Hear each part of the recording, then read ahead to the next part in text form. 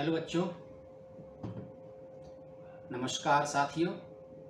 आप सभी का स्वागत है हमारे अपने YouTube चैनल इनसाइड में। दोस्तों, आज मैं इतिहास के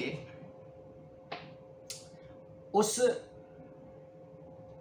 टॉपिक पर चर्चा करूंगा जो भारत की एक ऐसी सभ्यता की कहानी या गाथा को बताता है जो विश्व के सबसे अग्रणी सभ्यताओं में से एक है। यानी आज हम हड़प्पा सभ्यता की बात करेंगे। दोस्तों, अगर हम इस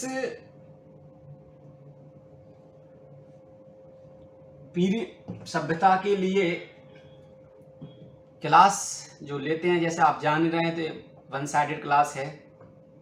अगर हम इस क्लास को बच्चों के सामने लेते हैं तो लगभग 3 पीरियड कम से कम इसमें लग जाते हैं, तब इस सभ्यता को हम कवर कर पाते हैं। लेकिन इतना लंबा तो आपके साथ रख नहीं सकते, उबाऊ हो जाएगा। कोशिश करेंगे कि सारी बातों को हम सूक्ष्म तरीके से इस एक वीडियो में समेट पाएं। और आप लोगों से भी यही अनुरोध है कि इसको अंत तक देखें। दूसरी बात यह है कि जो ये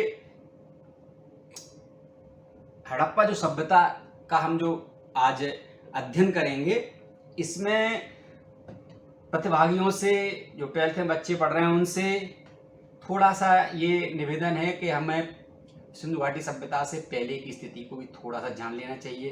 कि आप पढ़ लेंगे पुरापाषाण, मध्य पाषाण काल, नवपाषाण काल, क्योंकि जब तक हम इस विकास की गाथा को नहीं पढ़ेंगे तब तक हड़प्पा सभ्यता के साथ न्याय नहीं हो पाएगा। और मेरे पास इतना समय है नहीं कि इस वीडियो में हम पीछे से आपको लेके आएँ। तो थोड़ा सा आपको ज़्यादा नहीं पढ़े तो कम से कम नवपाषाण काल पे तो आप जरूर चर्चा करें, क्योंकि नवपाषाण काल ही वो क्रांति का काल है जहां मानव आखेटक से और एक उत्पादक के रूप में स्थापित हुआ। हड़प्पा सभ्यता से पहले दोस्तों, भारत में और विश्व के जो इतिहासकार थे, पुरातत्वविद थे, उनका ऐसा मानना था कि भारत की जो प्रारंभिक सभ्यता है वो इंडस वैली है। भारत का कोई बहुत प्राचीन इतिहास है नहीं। लेकिन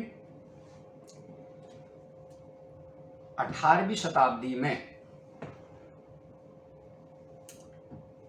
कुछ धीरे धीरे घटनाएं घटी।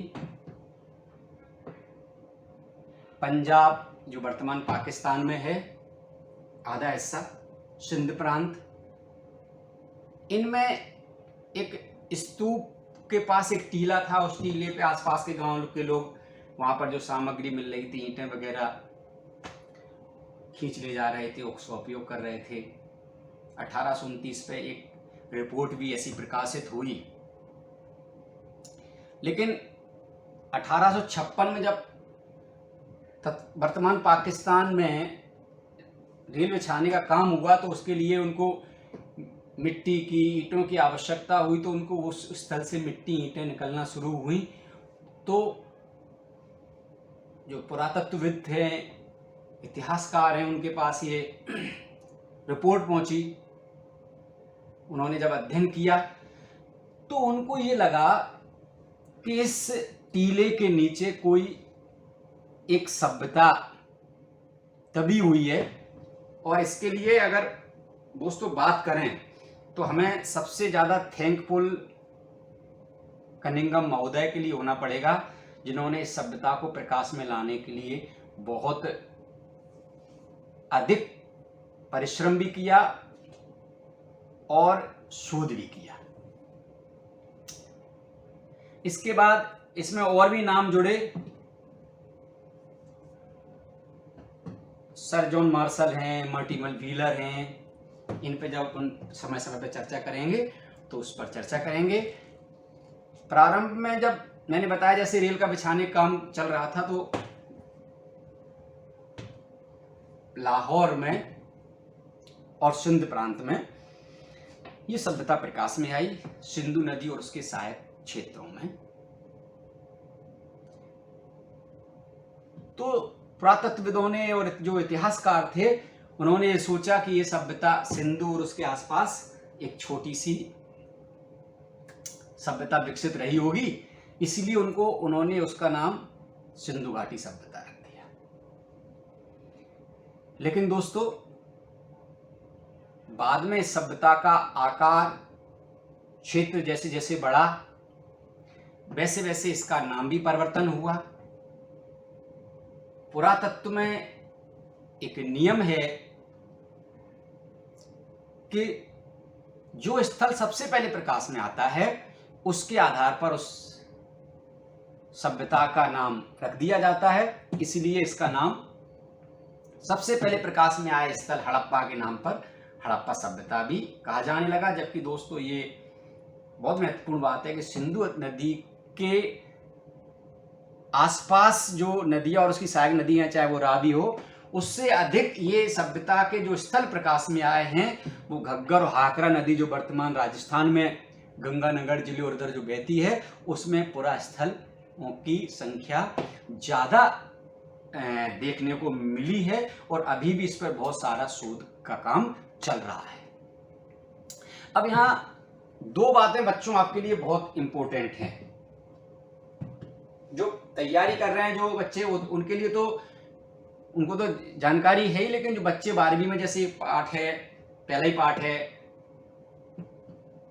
मन के, और ये जो पाठ है उस पाठ के अनुसार सबसे पहले जो शब्द आता है वो सिंधु सभ्यता या हड़प्पा सभ्यता। तो सबसे पहले हम बच्चों से थोड़ी सी चर्चा करेंगे कि ये सभ्यता से क्या आशय है, सभ्यता किसे कहते हैं।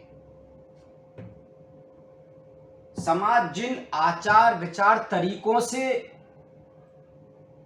रहता है या अपनाता है, उन आचार विचार के जो तरीकों हैं उन्हें हम सभ्यता कहते हैं। एक तो परिभाषा सिंपल सी सभ्यता की हो गई। दूसरा, सभ्यता एक सकारात्मक और प्रगतिशील समावेशी विकास को इंगित करता है।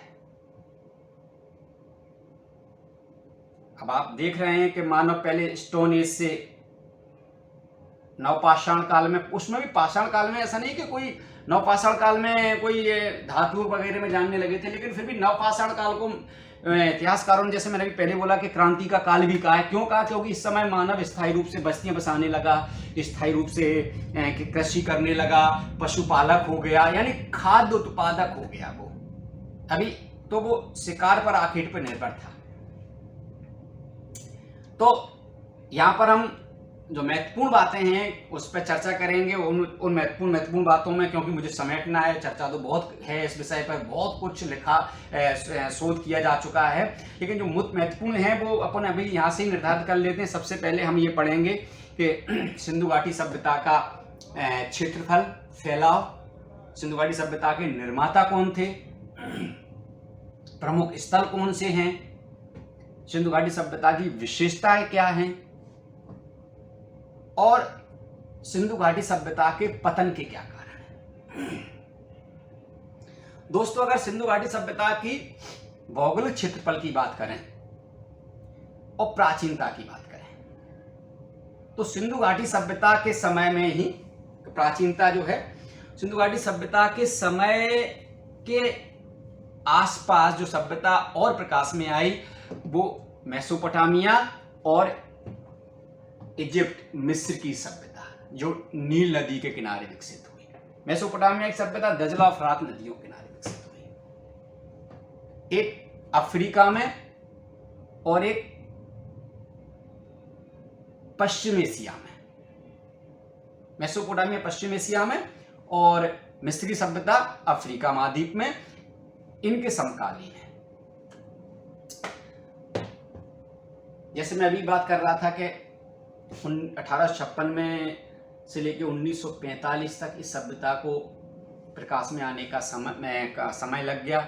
इस सभ्यता की खोज का श्रेय जो 2 स्थल हैं वो राय बहादुर दयाराम साहनी और राखलदास बनर्जी को 1921-1922 में जाता है, जिन्होंने हड़प्पा और मोहनजोदड़ो नामक स्थलों को प्रकाश में लाए और शोध के माध्यम से लोगों के सामने वहां से प्राप्त सामग्रियों को रखा और इसकी प्राचीनता को स्थापित करने की कोशिश की। अगर भौगोलिक क्षेत्रफल की बात करें तो सिंधु घाटी सभ्यता विस्तार की बात करें तो सिंधु घाटी सभ्यता वर्तमान के 3 देशों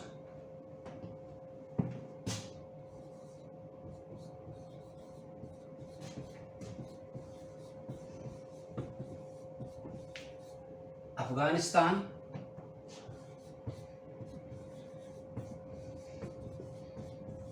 पाकिस्तान और भारत, इन 3 देशों में इस सभ्यता के साक्ष्य मिले हैं। पहले तो आप ये समझ लो, वर्तमान अफगानिस्तान जो पाकिस्तान से सटा हुआ क्षेत्र था वो पाकिस्तान, वर्तमान चूंकि पहले तो विभाजन से पहले भारत का हिस्सा था, और भारत, इन 3 देशों में इस सभ्यता के साक्ष्य मिले हैं। अगर दोस्तों हम अफगानिस्तान से, तो यहां पर 2 क्षेत्र मिले हैं, एक तो मुंडी गाख और सुर्त गोई। पाकिस्तान से तो बहुत सारे हैं, हड़प्पा है, मोहनजोदड़ो है, चौदड़ो है। भारत से, भारत के बहुत राज्यों में इसके साक्ष्य मिले हैं। भारत का पंजाब, राजस्थान, हरियाणा, गुजरात, महाराष्ट्र, उत्तर प्रदेश। अगर इसकी क्षेत्रफल की बात करें पूरे की ओवरऑल, तो दोस्तों विद्वानों का ऐसा मानना है कि 10 लाख से लेके और 13 लाख के बीच में अभी इस सभ्यता का भौगोलिक क्षेत्रफल है। इतने विशाल क्षेत्र में यह सभ्यता फैली हुई थी, और मेसोपोटामिया की और मिस्री सभ्यता को, दोनों को भी जोड़ दिया जाए, फिर भी इसका भौगोलिक क्षेत्रफल ज्यादा है। इस सिंधु घाटी सभ्यता की अगर भौगोलिक विस्तार की भी बात करें तो मेसोपोटामिया और मिस्र की सभ्यता से भी इस सभ्यता का मिला के भी भौगोलिक क्षेत्रफल ज्यादा है। और वर्तमान भारत का 1/3 क्षेत्रफल में फैली हुई थी सभ्यता, क्योंकि भारत में 3 लाख क्या कहते हैं 32 लाख से अधिक लगभग क्षेत्रफल है, और मैंने बताया 13 लाख क्षेत्रफल हो रहा है इसका। विद्वान तो, बहुत से विद्वानों तो स्पष्ट अभी तक लिख भी दिया, 12,99,000 वर्ग किलोमीटर क्षेत्रफल में ये सभ्यता फैली हुई थी। ये सभ्यता पाकिस्तान, अफगानिस्तान, भारत क्षेत्रफल में फैली हुई थी, और इस सभ्यता के से बहुत सारी स्थल प्रकाश में आए हैं। इस सभ्यता की बहुत सारी चीजों पर अभी अपन चर्चा करने वाले हैं। इस सभ्यता की अगर हम सीमाएं निर्धारण करने की कोशिश करें, अगर हम सीमाओं को निर्धारण करना चाहें सभ्यता की, तो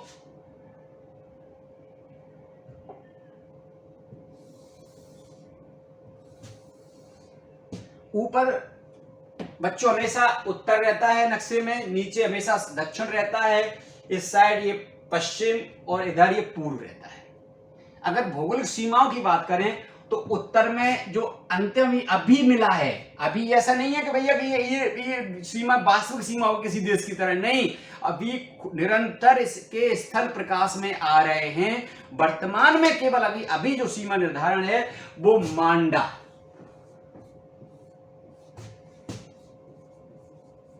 जम्मू एंड कश्मीर से प्राप्त हुआ है। मांडा पुरास्थल जगह। अगर साउथ में दक्षिण की बात करें ये उत्तर हो गया, ये दक्षिण हो गया। दक्षिण की बात करें तो दायमावाद या दैमावादी बोलते हैं, कहेंगे दैमावाद भी लिखा है, महाराष्ट्र। पश्चिम में बात करें तो बलूचिस्तान में सुतका गैंडोर, मकराना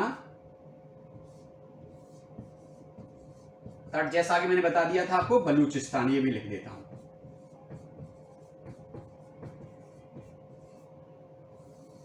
और यदि पश्चिम, और यदि दोस्तों पूरब दिशा की बात करें तो पूरब में है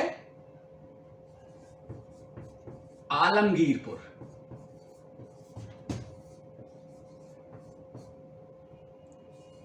जिला मेरठ, उत्तर प्रदेश, हिंडन नदी के किनारे। क्षेत्रफल मैंने बता दिया। वैसे तो अगर क्षेत्रफल की दृष्टि से मैंने बता दिया आपको कि इसमें 10 लाख से 13 लाख के बीच में फैली हुई है। जैसे कि मैंने बताया, बहुत सारे इतिहासकारों ने क्षेत्रफल को आंक भी दिया कि क्षेत्रफल 12,99,000 वर्ग किलोमीटर क्षेत्रफल फैला हुआ है, और जो सभ्यता का आकार है वो लगभग त्रिभुजा आकार से क्षेत्रफल में अभी तक प्राप्त हुई है। बहुत सारे शोध के अभी भी काम चल रहे हैं सभ्यता पर। लेकिन दोस्तों फिर भी एक बात यहां पर थोड़ी सी और चर्चा करें। जैसे मैं कह रहा हूं बहुत कुछ देने को है, लेकिन कितना कम दें, वीडियो ज्यादा नहीं बन जाए। अगर थोड़ा सा ज्यादा बन जाए 1 घंटे के आसपास, तो आप लोगों से यह मेरा रिक्वेस्ट है कि इसको 2 टुकड़ों में देख लें। लेकिन जरूर आप इसको देखें। मैंने बहुत कुछ इस वीडियो में देने का प्रयास किया है आपको, चाहे वो कंपटीशन तैयारी करने वाले बच्चे हों, चाहे वो 12th में पढ़ने वाले बच्चे हों, सभी की दृष्टि से मैंने इसको एक आदर्श बनाने का प्रयास किया। इतना हाई फाई भी नहीं बनाने का प्रयास किया कि जो बच्चे रह जाएं उनके साथ न्याय ना कर पाऊं। और मैं कंपटीशन वाले बच्चों को भी मैं विश्वास दिलाता हूं कि इसमें से आपको बहुत सारे फैक्ट मिल जाएंगे जो आपकी प्रतियोगी परीक्षाओं में काम में आएंगे। ये पक्की बात है। अपनी बात पे वापस आते हैं। मैंने कहा दोस्तों कि सिंधु घाटी सभ्यता विश्व की सबसे प्राचीन सभ्यताओं में एक, विश्व की सबसे सभ्य सभ्यता, यानी अभी चर्चा करेंगे नगरी सभ्यता कहते हैं इसको। पुरा स्थल भी मिल गए हैं, वस्तुएं मिल गई हैं, फिर भी इस सभ्यता को सबसे ज्यादा विवादित भी लोगों ने, इतिहासकारों ने करने की कोशिश की। उस पर भी अभी चर्चा कर लेते हैं। थोड़ी बहुत सूक्ष्म में चर्चा नहीं करेंगे तो फिर आगे समझ नहीं पाएंगे।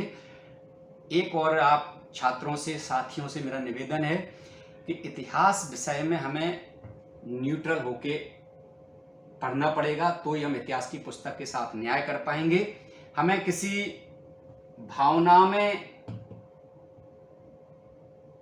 रहकर कम से कम इतिहास को तो नहीं पढ़ना चाहिए, क्योंकि इतिहास के लिए हम तभी न्याय कर पाएंगे। हमारी मान्यता और धारणा कुछ भी हो, लेकिन अगर इतिहास को पढ़ेंगे तो हमें थोड़ा तटस्थ होना पड़ेगा। मैंने कहा कि थोड़ा विवाद रहता है। जैसे अभी हम चर्चा करेंगे कि सिंधु घाटी सभ्यता के निर्माता कौन थे, सिंधु घाटी सभ्यता की प्राचीनता क्या है। तो इतिहासकारों ने, चाहे वो मर्टिन व्हीलर हों, चाहे वो गार्डनर चाइल्ड हों, बच्चों, उन्होंने इस सभ्यता को सुमेरियन सभ्यता से, मेसोपोटामिया सभ्यता से प्रेरित बताया, या सुमेरियन को निर्माता ही बता दिया। वाह, क्यों बता दिया भाई? क्योंकि आपको अच्छे से पता है कि इस सभ्यता की खोज करने वाले कौन? अंग्रेज। अंग्रेज क्या कर रहे हैं? भारत पर शासन कर रहे हैं।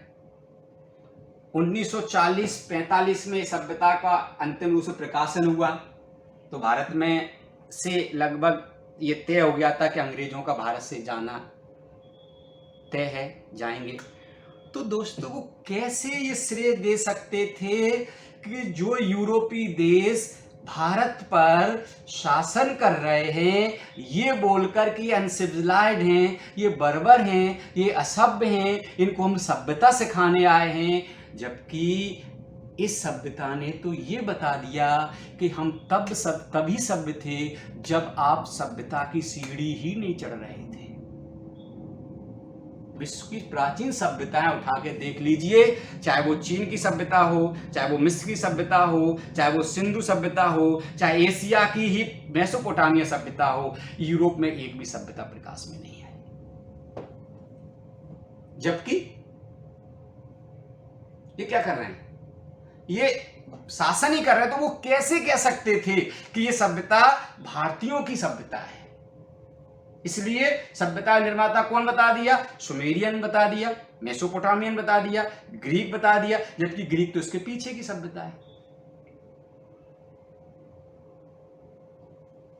एक चक्रवर्ती DK चक्रवर्ती जी इतिहासकार हुए हैं और सारे इतिहासकार हैं, उन्होंने कहा है दोस्तों कि 18वीं और 19वीं शताब्दी है ना, जो वो एशिया और भारत की शताब्दी थी। कैसे? जैसे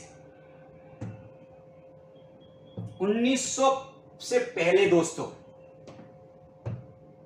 विश्व में यही धारणा थी कि पहला थिंकर जो है वो मैकियावेली है और उसकी रचना है प्रिंस। लेकिन 1900 के आसपास चाणक्य की अर्थशास्त्र पुस्तक प्रकाश में आ गई, जिसकी प्राचीनता तो ईसा पूर्व निकल गई। स्वामी विवेकानंद ने शिकागो में वेदांत दर्शन का झंडा गाड़ दिया। सिंधु घाटी सभ्यता विश्व की सबसे प्राचीन सभ्यता निकल गई। एशिया की बात करें तो एशिया में चीन व जापान जैसे छोटे से देश ने यूरोप के एक विशाल देश रूस को पराजित कर दिया। तो ये सारी चीजें औपनिवेशिक मानसिकता वाले अंग्रेज कैसे स्वीकार कर सकते थे कि ये भारतीय सभ्यता थी? इसलिए उन्होंने ये प्रयास किया कि ये सुमेरियन लोगों ने बसाई, ये मेसोपोटामियन लोगों ने बसाई। लेकिन आज अगर आप नवीन शोध पढ़ेंगे, पुरानी किताबों तो मिल जाएंगे आपको, लेकिन अगर नवीन शोध पढ़ेंगे जो जर्नल में प्रकाशित हो रहे हैं, जो आप देखेंगे कि ये वाला जो इनका प्रचार था कि सुमेरियन सभ्यता या ग्रीक के लोगों ने या मेसोपोटामियाई लोगों ने इस सभ्यता को बसाया था या प्रभावित हुई इससे। कुछ लोग कह रहे हैं कि उनके विचार इनको मिल गए, इस विचार से चले आए। कुछ लोग कहते हैं सुमेरियन लोग या मेसोपोटामियन के लोग अपने निश्चित औजारों के साथ भारत में आके बस गए, उन्होंने सभ्यता को बसाया। लेकिन ऐसा नहीं है। आजकल DNA टेस्ट के आधार पर यह बिल्कुल सिद्ध हो चुका है कि ये सभ्यता भारतीयों की सभ्यता थी। इसका अभी मैं आपको यहाँ एक चार्ट बनाऊंगा, एक क्रमिक इतिहास विकास लिखने की कोशिश करूंगा और बताऊंगा आपको कि भारत में 70,000 बरस पहले, आज से 70,000 वर्ष पहले एक माइग्रेट हुआ था, एक विस्थापन हुआ था। वो क्या कहते हैं, अफ्रीका से लोग, होमोसेपियंस लोग आए थे, वो यहाँ जरूर बसे थे। लेकिन इसके बाद कोई ऐसा विस्थापन के साक्ष्य नहीं मिल रहे हैं कि जो सिंधु घाटी सभ्यता के आसपास हुए हैं। तो आपको सबसे पहले मैं एक चार्ट दिखाता हूँ जिसके माध्यम से सिंधु घाटी सभ्यता का क्रमिक विकास मिलेगा। फिर हम आपको इसको नगरीय सभ्यता क्यों कहते हैं वो भी बताने का प्रयास करेंगे। तो दोस्तों, ये जो मैं अभी आपसे चर्चा कर रहा था कि मैं एक आपको बताऊंगा कि हड़प्पा सभ्यता का, सिंधु घाटी सभ्यता का विकास कैसे हुआ। कोई अचानक धरातल पर नहीं उतर गई सिंधु घाटी सभ्यता।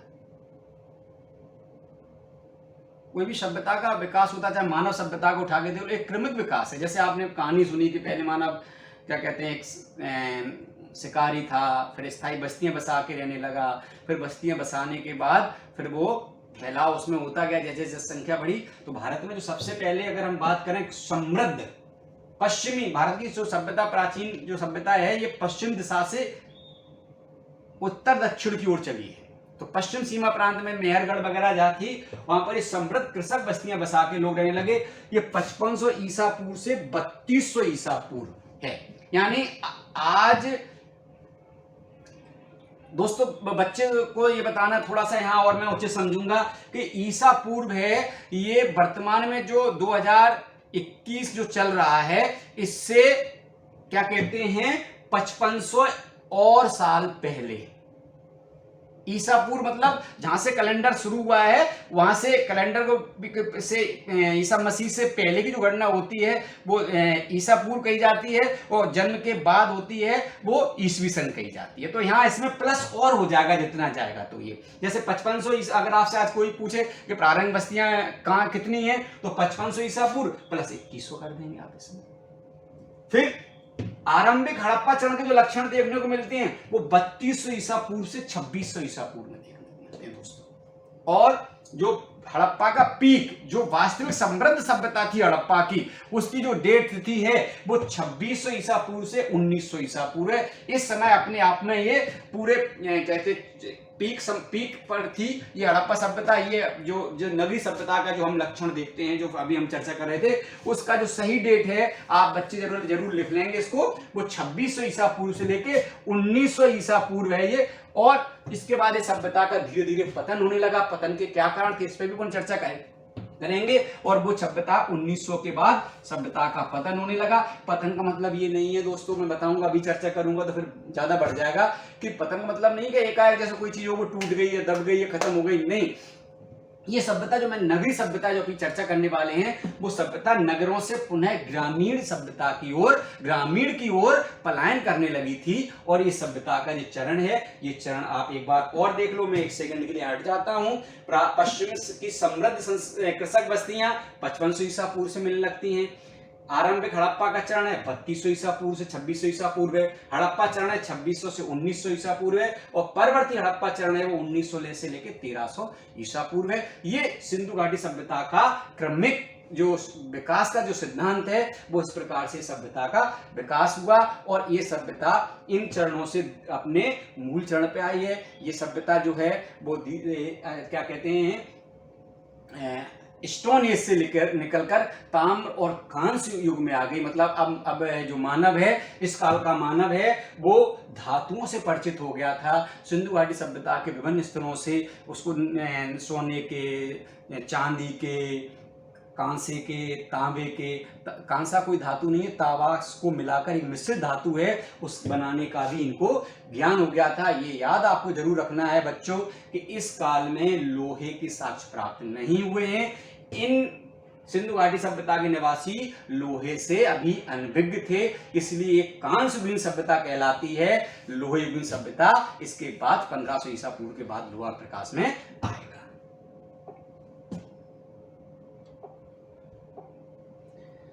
अब दोस्तों यदि सिंधु घाटी सभ्यता की विशेषताएं की बात करें तो सिंधु घाटी सभ्यता की जो सबसे पहली विशेषता आती है ना,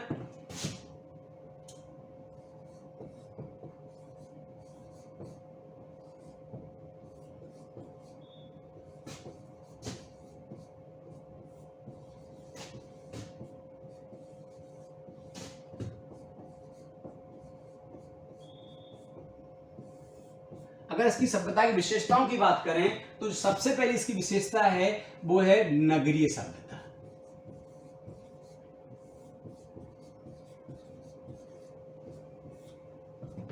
प्यारे बच्चों हमें ये जान लेना चाहिए कि नगरीय सभ्यता से क्या आशय है। अक्सर दो शब्द देखने को मिलते हैं, ग्रामीण और नगरीय। नगर क्या है, किसे नगर कहते हैं किसे ग्राम कहते हैं। नगर की भी अपनी कुछ एक विशेषताएं हैं। ये सबसे पहली विशेषता है नगर की, आप भी देखते होंगे कि एक वहां नगर में सुनियोजित निवास होता है। अगर आप लिखना चाहें तो मैं धीरे से बोल रहा हूं, लिखूंगा तो फिर बन नहीं पाएगा। तो जो सबसे पहली विशेषता है नगरी जो विशेषता है इसकी तो हड़प्पा सभ्यता विशेषता में नगरी मैंने लिख दिया। तो अगर इसमें करें तो जो सबसे पहले जो इसकी नगरी सभ्यता विशेषता है वो है सुनियोजित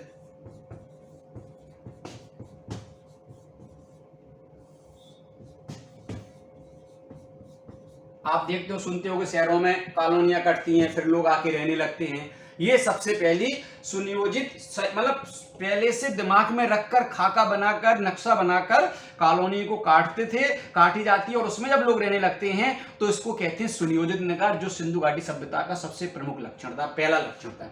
दूसरा जो उसमें अगर हम चर्चा करें, ये भी बहुत इंपॉर्टेंट है, बड़ी संख्या में गैर कृषि में कार्य।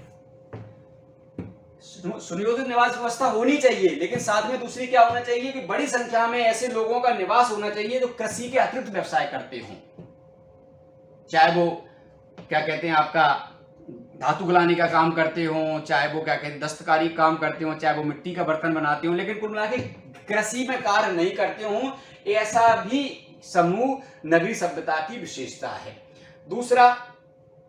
तीसरा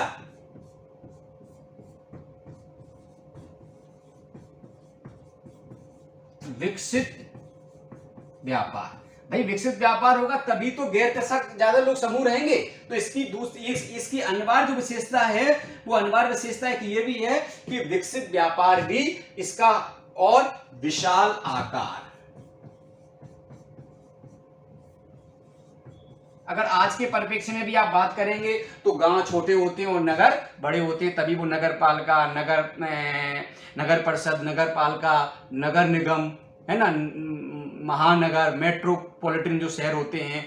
तो ये जो इसकी जो विशेषता है ये नगरीय सभ्यता की, ये सिंधु घाटी सभ्यता इन सभी विशेषताओं को पूरा कर रही थी, इसलिए सभ्यता को नगरीय विशेषता कहा गया। और अगर एक और बात करें जो इसमें नहीं बन पा रहा है, उसकी है सांस्कृतिक विविधता। संस्कृत विविधता भी एक नगरीय सभ्यता की विशेषता होती है। जैसे दोस्तों, अगर आप किसी गांव में रह रहे हैं मध्य प्रदेश में, तो संक्रांति मनाते हैं अपन गांव के, इस घर में भी संक्रांति मन रही होगी, उस घर में भी संक्रांति मन रही होगी, उस घर में भी संक्रांति मन रही होगी। लेकिन आप किसी बड़े नगर महानगर में रहेंगे तो आपको एक घर में संक्रांति मिलती जाएगी, मनाते मिल जाएंगे, एक घर में पोंगल मनाते मिल जाएंगे, एक घर में पियू मनाते मिल जाएंगे, एक घर में लोहड़ी मनाते मिल जाएंगे। ये है सांस्कृतिक विविधता। सिंधु घाटी सभ्यता के भी एक स्थल नहीं थे, कई स्थल थे, अलग अलग विशेषताएं मिल रही हैं। अभी मैं चर्चा करूंगा इन स्थलों पर किससे क्या महत्वपूर्ण चीजें मिली हैं। तो ये जो हमने आपको बता दी, ये सिंधु घाटी सभ्यता की पहली जो सभ्यता विशेष, जो क्या कहते हैं नगरीय सभ्यता कहा। तो नगरीय सभ्यता क्यों कहा गया, इसके पीछे ये रीजन था। अब दोस्तों, सिंधु घाटी सभ्यता की विशेषताएं क्या थी? सबसे पहले जो पहली अगर हम बात करें विशेषता की, तो भवन। सिंधु घाटी सभ्यता की सबसे पहली विशेषता भवन, मकान बने हुए थे, पक्की ईंटों के बने हुए थे। मकान में एक आंगन होता था, कुआं होता था, उसके चारों तरफ 4-5 कमरे होते थे। मकान एक मंजिला भी होता था, बहुमंजिला भी होता था। मकान में गुसल खाने, शौचालय जो होते थे उनमें फर्श होता था। बाकी मकानों के नीचे क्या कहते हैं, जो फर्श है वो कच्चा मिला है। मकान जो नगर मिले हैं वो 2 प्रकार से मिले हैं। एक दुर्गमनुमा मिला है, जैसा लगता है इसमें पुरोहित या कोई शासक आवास रहता होगा, और दूसरा एक साधारण आवास रहता था। ये दूसरी मैं थोड़ा जल्दी कर रहा हूं, इसमें बहुत सारा है, लेकिन मैं आपको जो चीजें महत्वपूर्ण है वो यहां देने का प्रयास कर रहा हूं। दूसरा जो और इंपॉर्टेंट है वो है सड़क, या सड़कें भी कह दो, या सड़क। सिंधु घाटी सभ्यता की जो विशेषता सड़क, सिंधु घाटी सभ्यता में सड़कों का जाल बिछा हुआ था। सड़कें एक दूसरे को संपूर्ण काटती थी, और सड़कें भी ऐसा नहीं कि एक ही प्रकार की हैं। महानगर, गली, उपगली सड़क। पहले महानगर जो लगभग 10 मीटर की होती थी, उसके बाद छोटी सड़क वो 5 और 7 मीटर की होती थी, और जो गलियां होती थी वो 3 मीटर की होती थी। और इसकी जो विशेषता, जो सबसे महत्वपूर्ण विशेषता थी कि इन भवनों के जो दरवाजे थे वो मुख्य सड़क की ओर नहीं खुलते थे।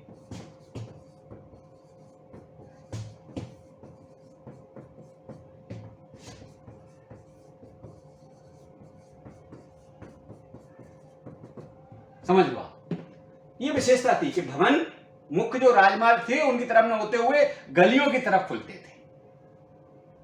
इसके पीछे लॉजिक रहा होगा कि सड़कों से जो आने वाली धूल गंदगी है वो घर में नहीं घुसे, ये महत्वपूर्ण विशेषता थी। तीसरी, जो सबसे अधिक सिंधु घाटी सभ्यता को जिसके लिए दोस्तों, मित्रों, बच्चों याद किया जाता है, वो है जल निकासी का सिद्धांत।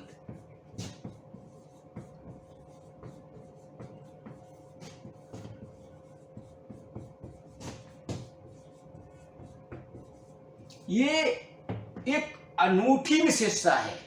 तत्कालीन किसी भी सभ्यता में ये विशेषता हमको देखने को नहीं मिली है कि सिंधु घाटी सभ्यता में उन्नत जल प्रबंधन था। कैसा जल प्रबंधन था कि सड़क क्या कहते हैं, सीव आज की भांति जिसको हम सीवर लाइन कहते हैं, भूमिगत नालियां सिंधु घाटी के स्थलों से प्राप्त हुई हैं।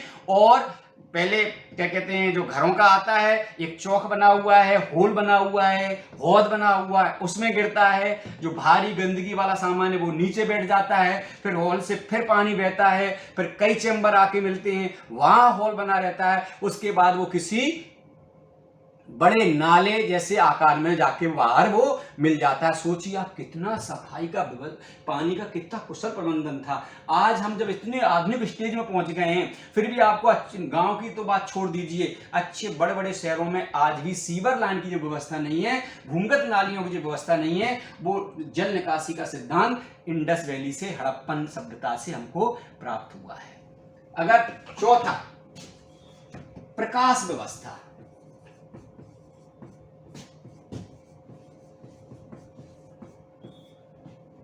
सिंधु घाटी सभ्यता से प्रकाश चौराहों पर प्रकाश दीप मिले हैं, जिनमें चिकनाट है, तो इससे पता लग रहा है कि रात को वहां दीपक जलाए जाते होंगे। सफाई की बहुत उचित प्रबंध देखने को मिलता है। तो ये सिंधु घाटी सभ्यता की ये महत्वपूर्ण विशेषता थी कि सिंधु घाटी सभ्यता से हमें इस प्रकार के कुशल प्रबंधन देखने को मिलते हैं। अब सिंधु घाटी सभ्यता से प्राप्त क्या हुआ है? तो सिंधु घाटी सभ्यता के मैंने आपको बता दिया, जो प्रमुख स्थल हैं वो अफगानिस्तान से लेके पाकिस्तान, भारत में प्राप्त हुए। सबसे पहले अपने चर्चा की कि हड़प्पा और मोहनजोदड़ो से प्राप्त हुआ है। इसका खोज करने का श्रेय राय बहादुर दयाराम साहनी, राखलदास बनर्जी 1921, 1922। सबसे पहले राय बहादुर दयाराम साहनी द्वारा 1921 में हड़प्पा स्थल की खोज की। 1922 में दयाराम साहनी द्वारा मोहनजोदड़ो की खोज की। हड़प्पा पाकिस्तान के पंजाब प्रांत के मोंटगोमरी जिले में है। सिंध क्या कहते हैं, रावी नदी के तट पर बसा हुआ है। मोहनजोदड़ो लरकाना में है और ये सिंधु नदी के तट पर बसा हुआ है। इसके बाद अलावा रोपड़ पाकिस्तान में ही है। भारत में मैंने आपको बता दिया क्या कहते हैं, गुजरात में, उत्तर प्रदेश में, राजस्थान में, हरियाणा में ये विभिन्न प्रकार के स्थल प्राप्त हुए हैं। और इन विभिन्न स्थलों से बहुत सारी चीजें प्रकाश में आई हैं। अगर कौन कौन सी चीजें प्रकाश में आई हैं, तो अपन मोहनजोदड़ो हड़प्पा की बात कर लें तो हड़प्पा से हमें अन्न कोठार के साक्ष्य मिले हैं, दुर्गनुमा भवन के साक्ष्य मिले हैं, शवदाह मिला है और अन्न कूटने के भी साक्ष्य मिले हैं। जो गांव में महिलाएं, पहले, आजकल तो मशीनें आ गई हैं, पहले वो ओखली टाइप नुमा है, वो प्राप्त हुआ है। एक योगी पुरुष की भी मुद्रा मिली है। मोहनजोदड़ो से बात करें तो मोहनजोदड़ो से एक आश्चर्य की बात है कि सबसे पहले बृहत स्नानागार मिला है। विद्वानों का, इतिहासकारों का, आर्कियोलॉजिस्ट का मानना है कि ये सार्वजनिक स्नान किसी धर्म के समय आयोजन जो होता था उसके लिए होता होगा। वो क्या कहते हैं, उत्तर और दक्षिण में उसमें उतरने के लिए सीढ़ियां हैं, पास में एक कुआं है, उससे पानी भरा जाता है। पानी निकलने का एक नाली बनी हुई है जो नाले से बाहर निकल जाता है। आसपास भवन बने हुए हैं स्नान करने के लिए और कपड़ों को बदलने के लिए, ये सारी व्यवस्थाएं। इसके अलावा एक कांसे की नर्तकी की मूर्ति मिली है। आप देखना, आपकी किताबों में या कहीं आपको नेट पर सर्च करना मिल जाएगी आपको। वो बहुत सुंदर है और बहुत आकर्षक है। उसके अलावा वहाँ भी क्या कहते हैं, सिंधु घाटी सभ्यता के जो शहर है वो 7 परतों में, यानी ये शहर 7 बार बसा होगा, 7 बार वो जुड़ा होगा, वो प्राप्त हुआ है। इसके अलावा सिंधु घाटी सभ्यता से भी कोठार मिले हैं। इसके बाद अगर रोपड़ की बात करें तो रोपड़ में सिंधु घाटी सभ्यता का जो प्रमुख स्थल है उसमें क्या कहते हैं, मनके बनाने का कारखाना प्राप्त हुआ है दोस्तों रोपड़ से। अगर अब मैं लिखता जाऊं तो फिर बार-बार मिटाना पड़ेगा, तो आप सुन लो मैं जो बताता जा रहा हूं। इसके बाद अगर भारत के प्रमुख स्थलों में बात करें दोस्तों, तो सबसे पहले अगर हम बात करेंगे तो कालीबंगा करेंगे। कालीबंगा राजस्थान के गंगानगर जिले में है। इससे जो महत्वपूर्ण साक्ष्य प्राप्त हुए हैं दोस्तों, वो जोते हुए खेत के साक्ष्य प्राप्त हुए हैं। खेत को 2 बार में जोता गया है। हल जैसी कोई चीज तो नहीं मिली है हड़प्पा सभ्यता से। मैं आपको यहां बताता चलूं कि हल जैसी कोई चीज नहीं मिली है, लेकिन हल की बनी हुई आकृतियां प्राप्त हुई हैं, बैलगाड़ी प्राप्त हुई है, और जैसे मैंने बताया जुता हुआ खेत प्राप्त हुआ है। तो इससे इंडिकेशन आपको मिल रहा है, आपको पता लग रहा है कि इंडस वैली के लोग खेती करना जानते थे। विभिन्न जगह से मैं आप चर्चा करता जाऊंगा। जैसे मैंने बताया यहाँ राई सरसों के साक्ष्य मिले हैं। अगर गुजरात में बात करें दोस्तों, तो गुजरात से जो सबसे महत्वपूर्ण स्थल वो लोथल प्राप्त हुआ है, जो भगोबा नदी किनारे है। वहाँ से बहुत सारी चीज़ मिली हैं, जिसमें जो महत्वपूर्ण चीज़ ही मैं आपसे चर्चा करूँगा यहाँ पर, उसमें सबसे जो महत्वपूर्ण चीज़ मिली है वो डॉकयार्ड बंदरगाह प्राप्त हुआ है। इससे हमें पता लगता है कि इंडस वैली के लोग अंतर्राष्ट्रीय व्यापार करते होंगे समकालीन सभ्यताओं के साथ, चाहे वो मेसोपोटामिया की सभ्यता हो और चाहे वो सुमेरियन सभ्यता हो, या इजिप्ट की, नील नदी की मिस्री सभ्यता हो। ये हमें वहां से साक्ष्य प्राप्त हुए हैं दोस्तों। इसके अलावा एक स्थल है बनावली। अगर उस स्थल की बात करें बनावली की हम, तो बनावली से दोस्तों हमें 2 महत्वपूर्ण चीजें मिली हैं। एक तो स्टेडियम प्राप्त हुआ है, और आप सोचिए कितनी संपन्न, समृद्ध और बौद्धिक सभ्यता रही होगी कि हमें वहां से वाटर हार्वेस्टिंग के भी साक्ष्य प्राप्त हुए। सरकारें आज जोर दे रही हैं वाटर हार्वेस्टिंग के लिए। इस वाटर हार्वेस्टिंग के, नहर के, लिपस्टिक के, शतरंज के, ये हमको साक्ष्य कांसे की बहुत सुंदर मूर्ति मिली है। एक मोहर पर कौवे और लोमड़ी, जो पंचतंत्र में कहानी मिलती है, वो कौवे और लोमड़ी के भी साक्ष्य प्राप्त हुए हैं। अब हम कभी जब अगला वीडियो बनाएंगे तब आप इस विषय में हम बहुत डीपली चर्चा करेंगे दोस्तों। अभी मैंने आपको जो महत्वपूर्ण स्थल हैं, उन स्थलों के बारे में मैंने आपको बता दिया। सिंधु घाटी सभ्यता के जो महत्वपूर्ण स्थल हैं, हड़प्पा और मोहनजोदड़ो को इस सभ्यता की राजधानी के रूप में स्थापित किया गया। विद्वानों का ऐसा मानना है कि इस सभ्यता की 2 राजधानियां रही होंगी, हड़प्पा और मोहनजोदड़ो। लेकिन कुछ पुरातत्वविद, इतिहासकारों का मानना है कि सभ्यता बहुत विशाल थी, अतः एक लोथल भी ये सभ्यता की तीसरी राजधानी रही होगी। दोस्तों, अब हम आपसे चर्चा कर लेते हैं कि सिंधु घाटी सभ्यता की लिपि क्या थी।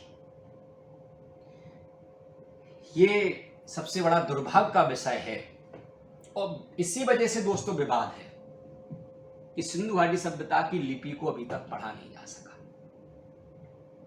विद्वानों का कहना है कि सिंधु घाटी सभ्यता की जो सबसे बड़ी जो लिपि के साक्ष्य मिले हैं, उसमें 17 अक्षर हैं, लेकिन कहीं कहीं पुस्तकों में बताते हैं कि 26 अक्षरों तक का प्राप्त हुआ है, जो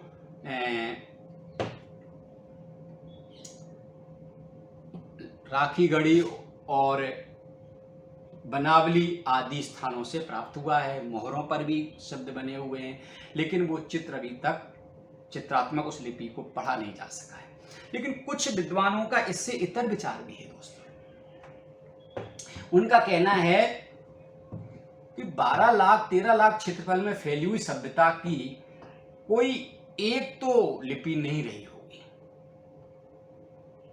अब जैसे उसके पीछे मैं भी एक तर्क दे देता हूं, मैं भी इससे सहमत हूं।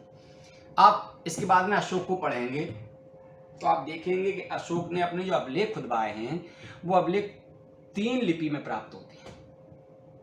जो उत्तर भारत का क्षेत्र है, पाकिस्तान से दरगाह क्षेत्र है, वो ब्राह्मी लिपि में अभिलेख प्राप्त हुए हैं।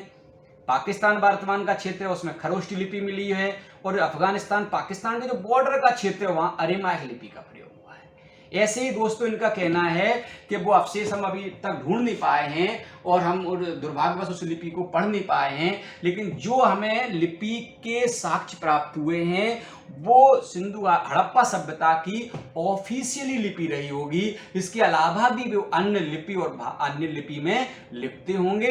ये सिंधु घाटी सभ्यता की लिपि के बारे में आप उसके चित्र भी देख सकते हैं। एनसीईआरटी 12वीं की बुक में उस चित्र भी छपे हुए हैं, तो आप देखें। इस पर बहुत सारा काम चल रहा है, लेकिन दुर्भाग्यवश अभी तक इस पर काम सफलता प्राप्त नहीं हुई है। जबकि इनकी समकालीन सभ्यता, चाहे वो मेसोपोटामिया सभ्यता हो, चाहे वो क्या कहते हैं आपकी इजिप्ट की सभ्यता हो, उन सभ्यता की लिपि को पढ़ लिया गया है, लेकिन इंडस वैली की सभ्यता की लिपि को अभी तक पढ़ा नहीं है।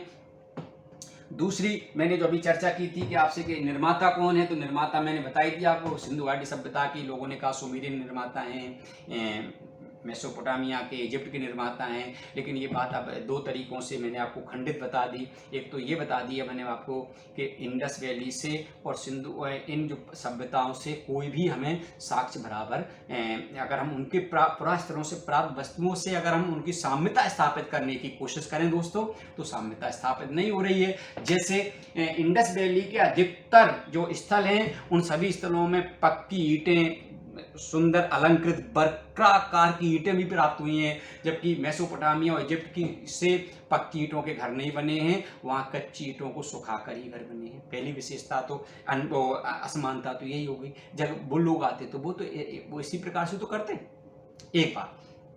दूसरी बात, मेसोपोटामिया हो चाहे मिस्र की सभ्यता हो, वहाँ पर सब जो संस्कार हैं वो बड़े खर्चीले हैं, मम्मीज बनाई गई हैं, जिगूरात बनाए गए हैं, यानी मंदिर जैसे अवशेष हैं, या मंदिर नहीं कहें तो मतलब उनके पूजा स्थल प्राप्त हुए हैं। लेकिन इंडस वैली से, हड़प्पन सभ्यता से दोस्तों आज तक एक भी स्थल उनका क्या कहते हैं मंदिर या पूजा स्थल के रूप में हमें कोई सामग्री प्राप्त नहीं हुई। ये बात सही है कि वो उनकी धार्मिक मान्यताएं थी, वो धार्मिक मान्यता अभी पर चर्चा करने वाले हैं, लेकिन मंदिर या एक क्या कहते हैं धार्मिक स्थल जैसा कोई भी साक्ष्य प्राप्त नहीं हुआ। जबकि उनकी जगूरात मैंने बता दिया, मम्मी बता दिया। सिंधु घाटी सभ्यता के लोग बड़ा शांत, वो क्या कहते हैं बहुत ही सिंपल तरीके से, साधारण तरीके से संस्कार करते थे। संस्कार की भी 2-3 विधियां थीं। नंबर 1, वो जलाते भी थे, वो गाड़ते भी थे, और वो अर्ध जो कहते हैं दाह वो भी करते थे कि कुछ समय के लिए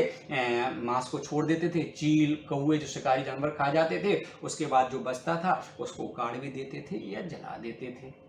अब अगर बात करें धार्मिक मान्यताओं की कि सिंधु घाटी सभ्यता की धार्मिक मान्यताएं क्या थी बच्चों, तो धार्मिक मान्यताओं से सिंधु घाटी सभ्यता से, जैसे मैंने आपसे अभी चर्चा की है कि सिंधु घाटी सभ्यता से हमें ऐसी कोई भी स्पष्ट जानकारी प्राप्त नहीं होती, कोई मंदिर या अन्य साक्ष्य नहीं मिलते, लेकिन हम फिर भी अनुमान के आधार पर उनसे यहाँ जो चीज़ें प्राप्त हुई हैं तो हमें पता लगता है कि वो एक मातृ देवी की पूजा करते होंगे। बहुत आयतें मिली हैं दोस्तों, बहुत आयत में, और मातृ देवी की 2 रूप में पूजा होती थी। एक तो मातृ देवी के रूप में होती थी, दूसरा प्रोडक्शन उत्पादक देवी के रूप में भी पूजा होती है। जैसे एक मोहर प्राप्त हुई है जिसमें एक महिला के पेट से एक विशाल पेड़, पीपल नुमा एक बड़ा पेड़ निकल रहा है, और उस पेड़ के नीचे एक आदमी क्या कहते हैं झुका हुआ है, प्रणाम की अवस्था में बैठा हुआ है। विद्वानों ने माना है कि उर्वरा देवी के रूप में पूजा करते होंगे और मातृ देवी के रूप में पूजा करते होंगे। दूसरा जो हड़प्पा सभ्यता से प्राप्त हुए हैं वो वृषभ के भी चित्र मिले हैं, बैल की भी पूजा करते। तीसरा जो सब हड़प्पा से जो मैंने बताया हड़प्पा स्थल से प्राप्त हुआ है, मोहनजोदड़ो से प्राप्त हुआ है, वो एक पुरुष देवता है।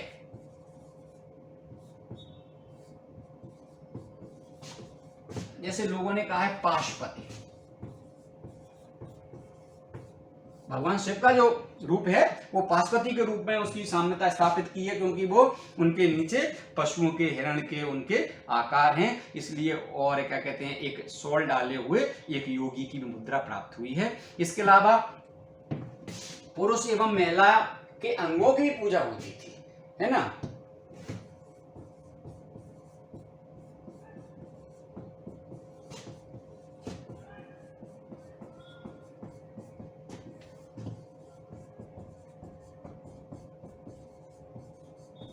अंग पूजा। और मैं यहाँ शॉर्ट में अंतिम लिख देता हूं, अन्य स्तरों से क्या मिला है दोस्तों, अन्य स्तरों से जल पूजा एवं सर्फ पूजा के भी साक्ष्य प्राप्त हुए हैं। तो ये उनकी धार्मिक मान्यता हो गई।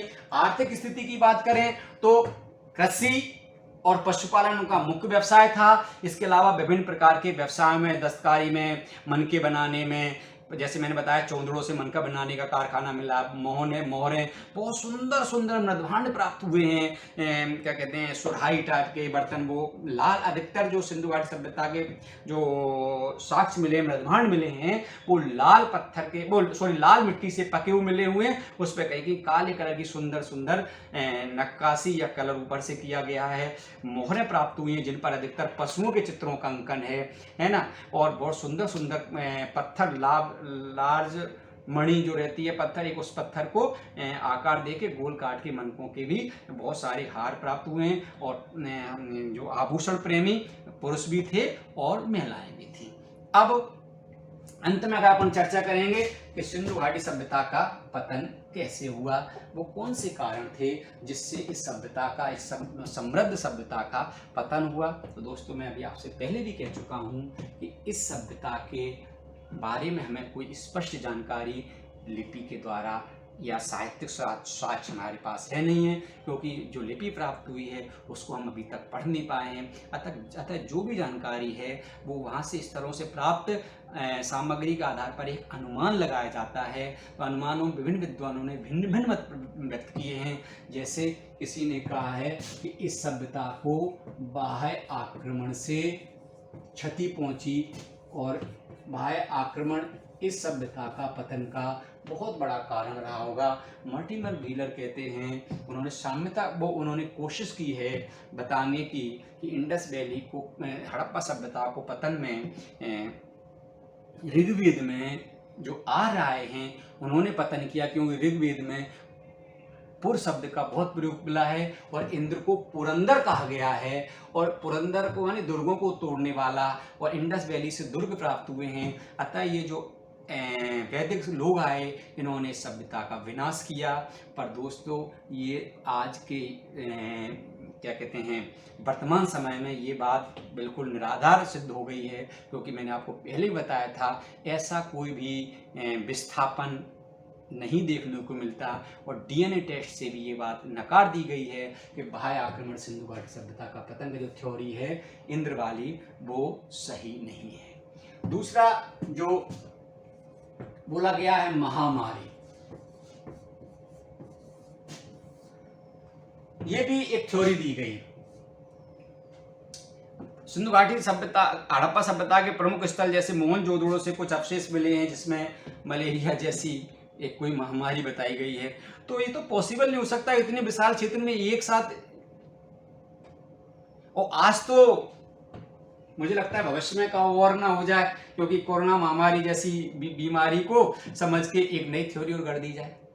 ये सारी थ्योरी चलेंगी जब तक कि हम उसकी लिपि को ढंग से पढ़ नहीं सकते। लेकिन ये बात बिल्कुल सही है कि सिंधु घाटी सभ्यता का 1900 के बाद पतन कह लो चाहे विस्थापन कह लो जरूर हुआ, क्योंकि दोस्तों मैं आपको कह रहा हूँ बहुत सारी चीजें अभी आती जल्दीबाजी में याद आती जा रही है, तो मैं आपसे चर्चा कर ले रहा हूँ कि सिंधु घाटी सभ्यता की मेसोपोटामिया और मिस्र की सभ्यता से व्यापारिक लेन देन था। सिंधु घाटी सभ्यता के लिए दोस्तों वो मेलुआ शब्द का प्रयोग करते थे, और 1900 के बाद मेलुआ शब्द वहां से पता नहीं मिलता है, इसलिए विद्वानों का ये मानना है कि सभ्यता का पतन जरूर हुआ।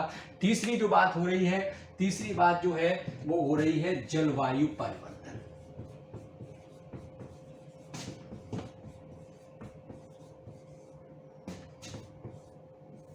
दोस्तों उन्होंने कहा कि सिंधु घाटी सभ्यता ने धीरे धीरे नगरीय विकास किया, बड़े बड़े नगर बनाए, तो उन्होंने प्रकृति का बेतहाशा विदोहन किया।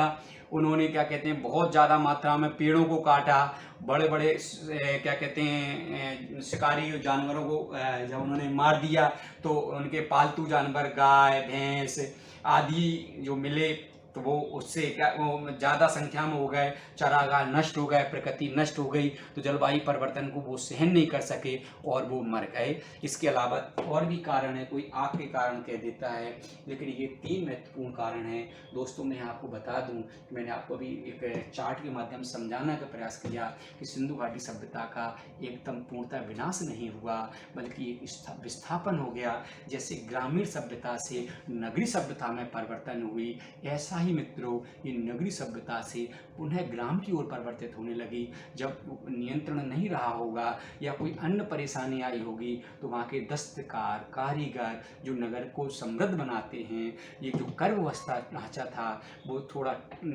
टूट गया होगा और वहाँ के दस्तकार, कारीगर, कुशल श्रमिक ये सब गांव की ओर पलायन कर गए होंगे। सिंधु घाटी सभ्यता के लोगों का मैंने बता ही दिया, मुख्य जो फसल मैंने बताया था चावल है, गेहूं है, जौ है, बाजरा जैसे साक्ष्य मिले हैं, सरसों मिली है, तिल मिला है, खजूर जैसा साक्ष्य प्राप्त हुआ है। ये लोग शाकाहारी मांसाहारी दोनों प्रकार के थे।